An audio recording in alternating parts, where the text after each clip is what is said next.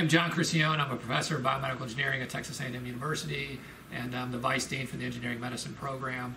I'm here today to discuss the results of our testing of DIY style N95 masks.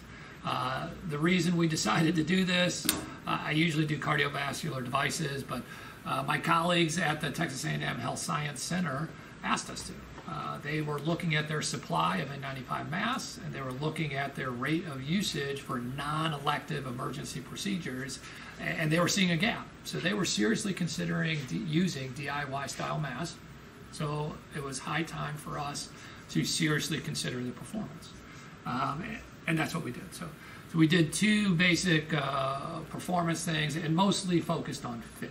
So the filtering material is important. The filtering material, if you don't have the right filtering material, you're not going to get filtering.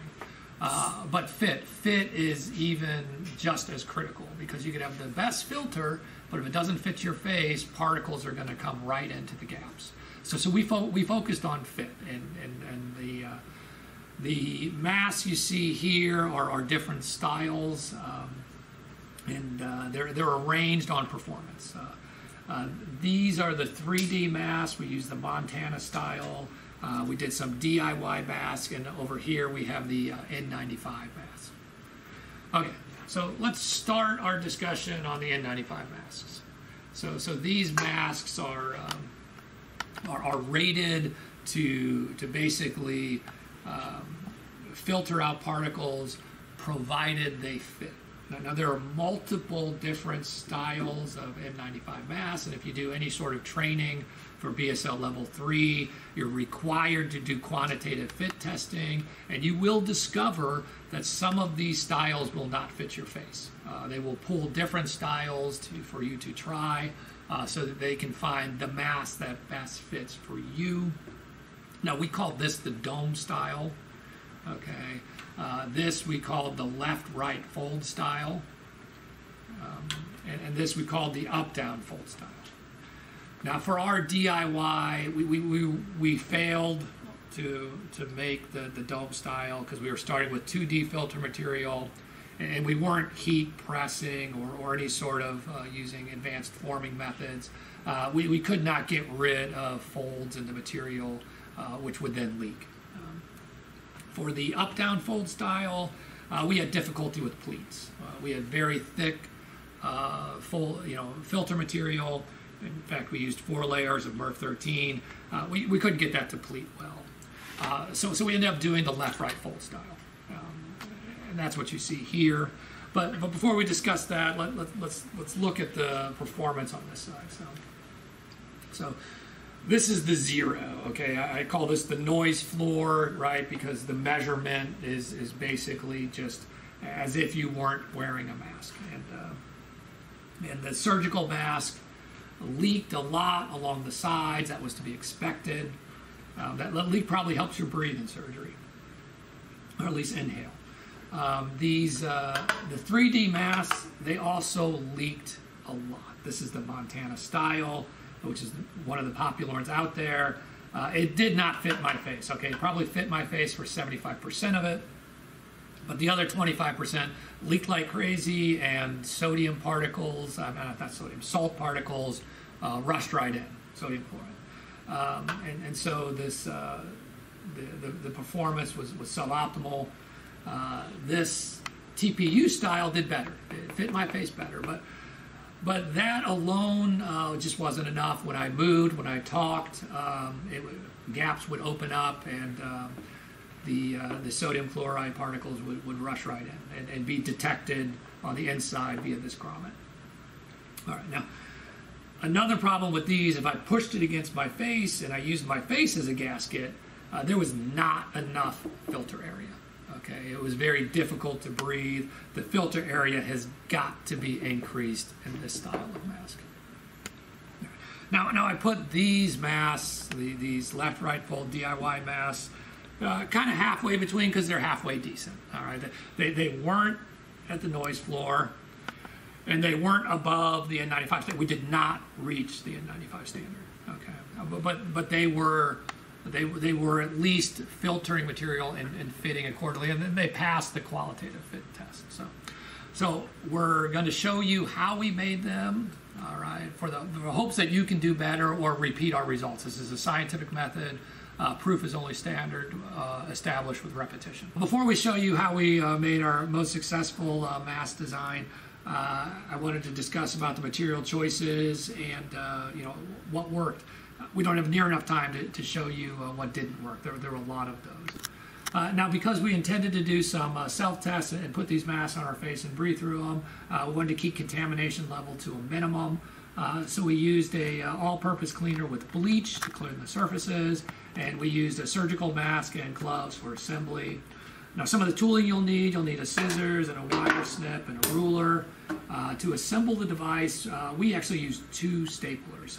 So one stapler for doing flat staples on the desk, and then a handheld stapler for doing staples on nearly the finished mask. Now, to really help us guide the staples, we put a black line where the staple would go, sort of on the back side. Particularly because you need to staple from inside the mask to out, so that you don't have the pointy ends of the staple pointing towards the face.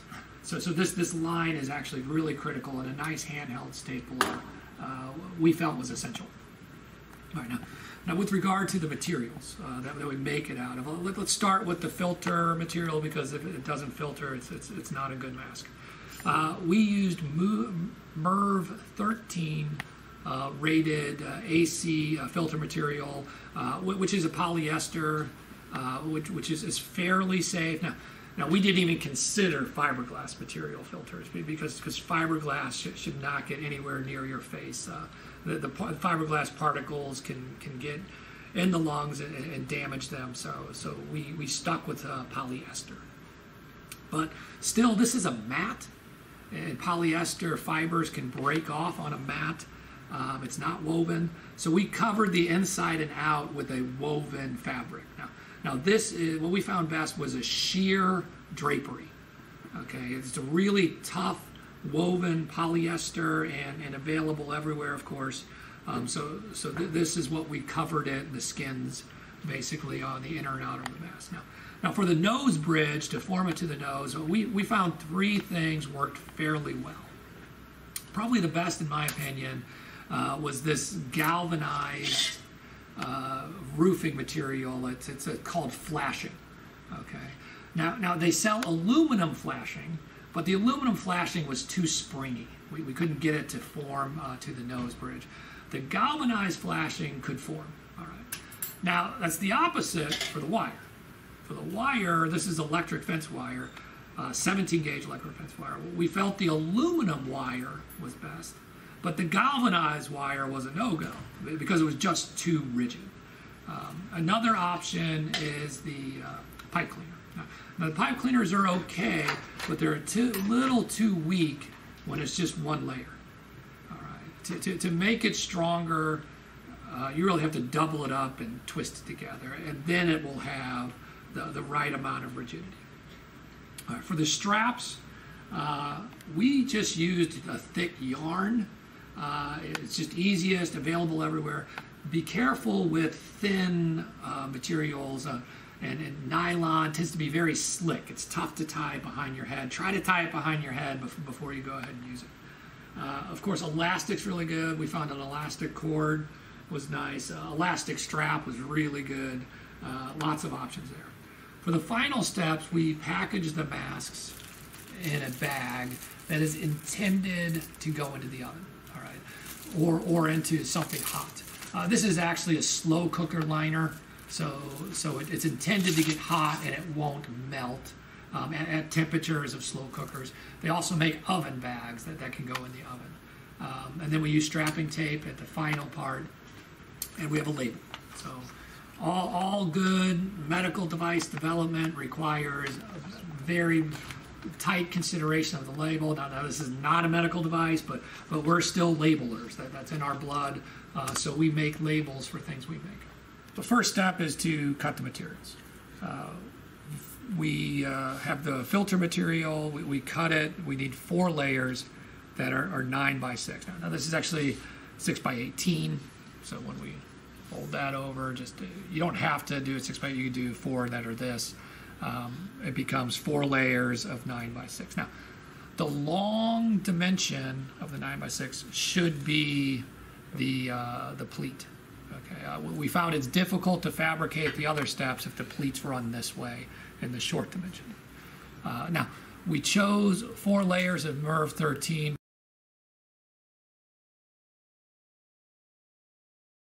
Now, for the shear, the drapery, we need one that is 9x6, and then we need one that is 9x8. This is going to be the inner one that we end up folding the edge over towards the outside, but this will be the outside skin. In this step, I'm going to show you how to make this. And what we do is we start with 4 layers of the filter material. All right, that's again, it's 9x6 inches, and we'll lay it on top of the big piece, right, of this shear, and then we'll put the small piece of the shear over that. And I'm pushing down on the filter material to keep it flat. Otherwise, it's just going to want to pop up because of those pleats. Now I'm going to put a staple in the 4 corners.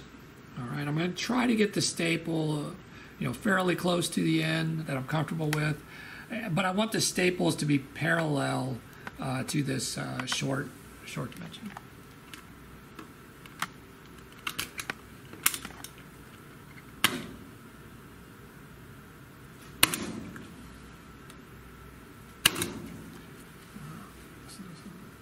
Two sides. Come over here, reposition it.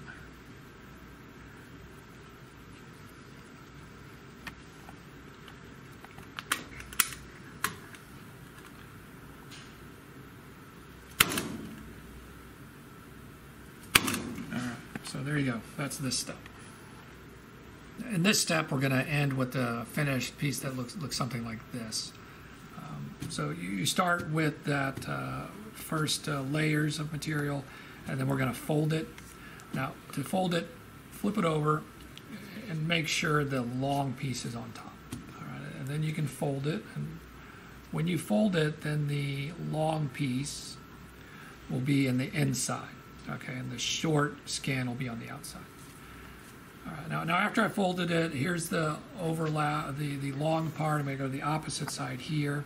And where this staple is, I'm going to start stapling at the top of that staple towards this corner. And I'm going to put in 5 staples. It's going to be a row of 5 staples that are fairly close to one another. All right, so I start at the top of that staple. 1, 2, 3, 4, 5. Now, I'm stapling pretty hard so that it really makes a good seal, and the ends of those really dig down in the material. If you staple kind of weak, they may not go all the way through. All right. And then I'm going to do 2 staples up this folded edge. So 1, 2.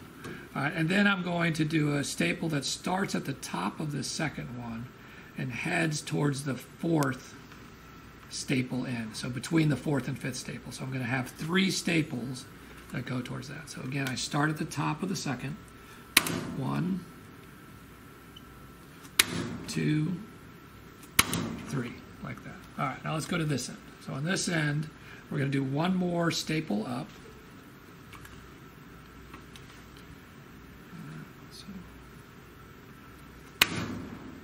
Oh, there's a missed staple.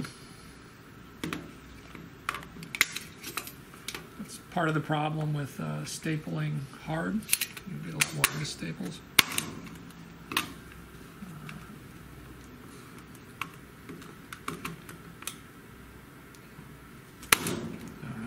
And after we do the second one up, now we're going to do one perpendicular to that.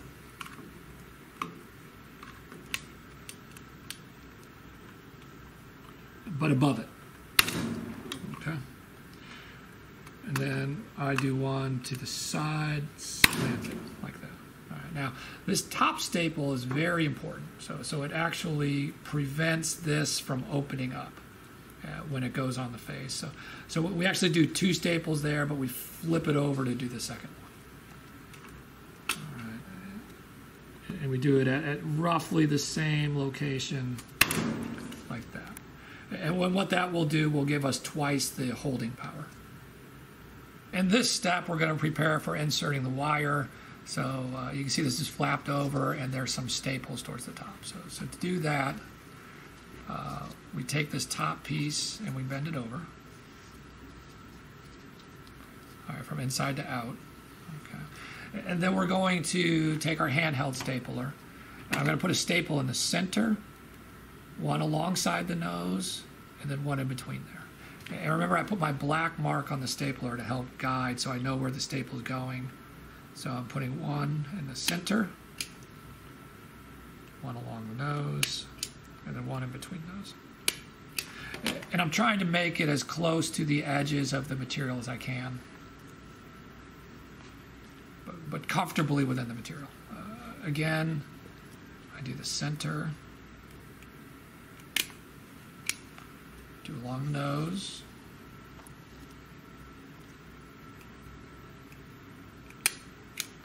do along the side. And for all of these, I'm stapling from inside to out. So the smooth part of the staple is against the face, and the rough part of the staple is pointing outside. In this step, we're going to make the nose bridge.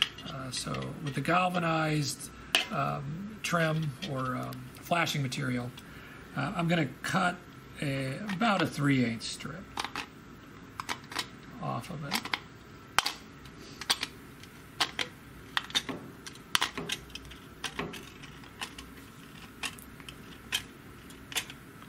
And working with sheet metal and wire can be dangerous, so wear eye protection.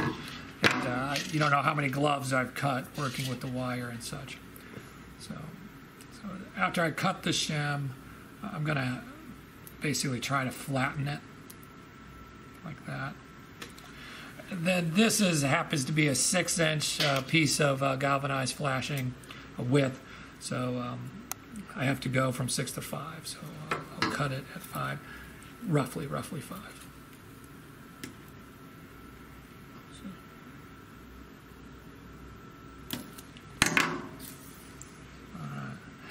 And then in the center, so I'll lay this down, and half of 5 is 2.5, so I just put my finger at 2.5, and I push up.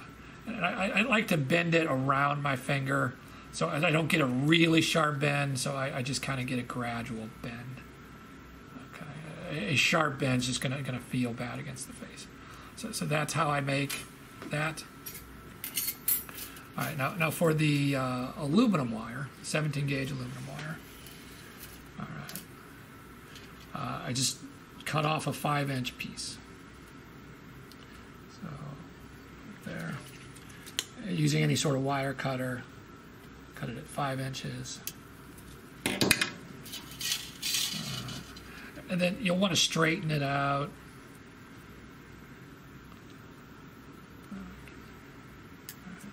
Lay it down on here, kind of centered it at 2.5. I put my finger, lift it up to get the bend.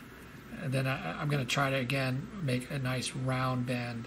About 60 degrees is what we're after. Now on the pipe cleaner, right? So the pipe cleaners, I don't know what size you get. This one's coming at 1 foot, 12 inches. So I need to shorten it, because remember we're going to double it up. So to get a 5-foot length, 5-inch length, we have to go up to 10 inches. So we'll cut it at 10 inches. All right, then we need to double it up, put the ends together like that. All right, then we got to twist it. We have to twist it together so it's a little stiffer.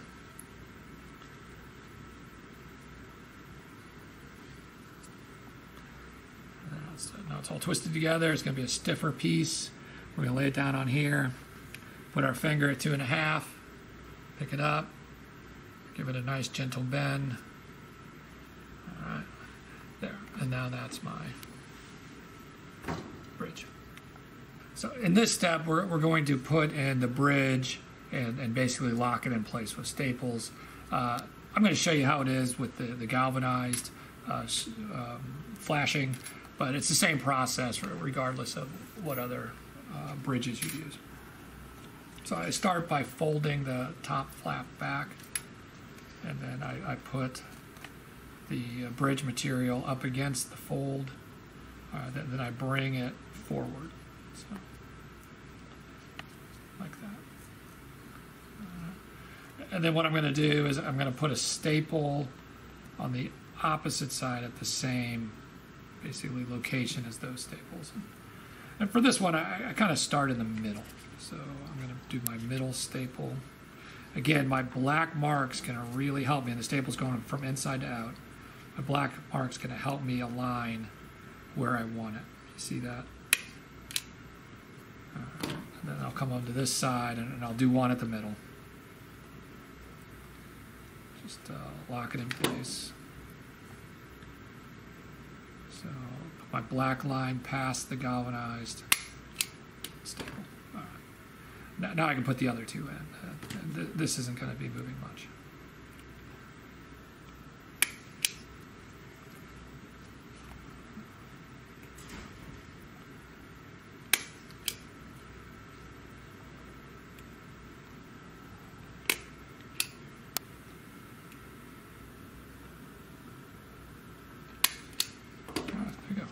Now we're going to put the strap in. In this final step, we're going to complete the mask. And we have sort of a design for the mask here that has like surgeon ties. You have a lower tie and an upper tie. And for this to be enough length, we use a 36-inch piece of yarn or static. If you're going to use elastic, I can't tell you what length to use because a lot of factors come in, basically how much force, how much elasticity. You just have to try a few things. For the different elastics we had, they were all different lengths. But for statics, 36 inches is what it's at. And then we take to put it on, we work with the middle of it. Put the middle on, and we're going to fold this over past this middle staple. We don't want to include the staple in our fold. So fold it basically at 45 degrees with the yarn on the inside of the fold. And then when we staple it, we don't want to staple the yarn into it. But we're going to put a staple here on that corner, here on that corner, and one across. So I'll start with the across one, that's easiest. All right. Then I'll go here and do one that way and one that way. All right. And you see that really tacks down that corner well. And then the yarn still moves, which we found was pretty good because we could tie the lower one and then tighten the mask and then tie the upper one. So same deal here on the opposite side. Again, we're going to fold without including that staple in the fold. Lay that there. Fold it over 45 degrees. Put a staple parallel to the fold. Then I put a staple that corner, that corner. Now we're done, and we'll discuss packaging. In addition to exploring DIY methods of making masks and fitting, we also explored DIY packaging. If there ever becomes a need for DIY masks, we're going to need DIY packaging. What we settled on was a process, of course, where you make them in an environment that tries to decrease contamination as much as possible, cleaning the surfaces, using gloves and a mask. But it's inevitable to have germs in the air, so heating them up certainly helps kill germs. So, and we chose to heat them up at 200 Fahrenheit for 20 minutes. Now we chose 200 Fahrenheit because it would not melt the polyester so comfortably. It would comfortably not melt. And we just wanted the highest temperature where we were comfortable we wouldn't damage the mask. And then 20 minutes is just, in our estimation, was long enough to sort of hit a steady state. So we take the mask, we put them in the bag. Again, this is a bag that's intended to go in the oven or to go in a slow cooker. So this bag is intended to get hot. Trash bags will not work. Trash bags will melt. They're typically made out of polyethylene. So you put it in the oven with it open, and then as it heats up, moisture and gas will escape from the bag. And then while it's hot, after 20 minutes, take it out and roll it. All right, and then that will protect it from further contamination. And then we tape it after we roll.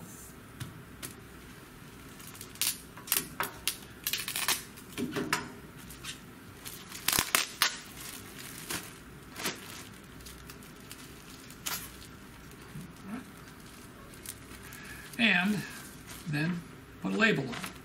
So,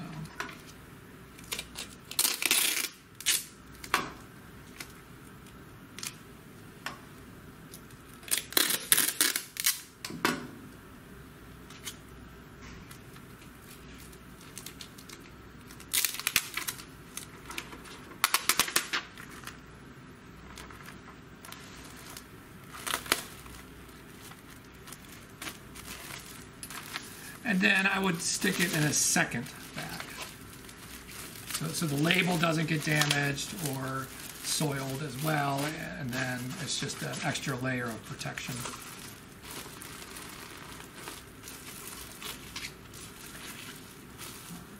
Pull that up.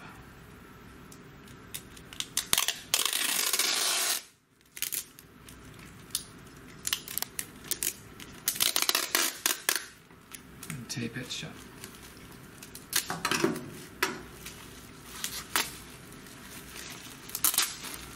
That's it.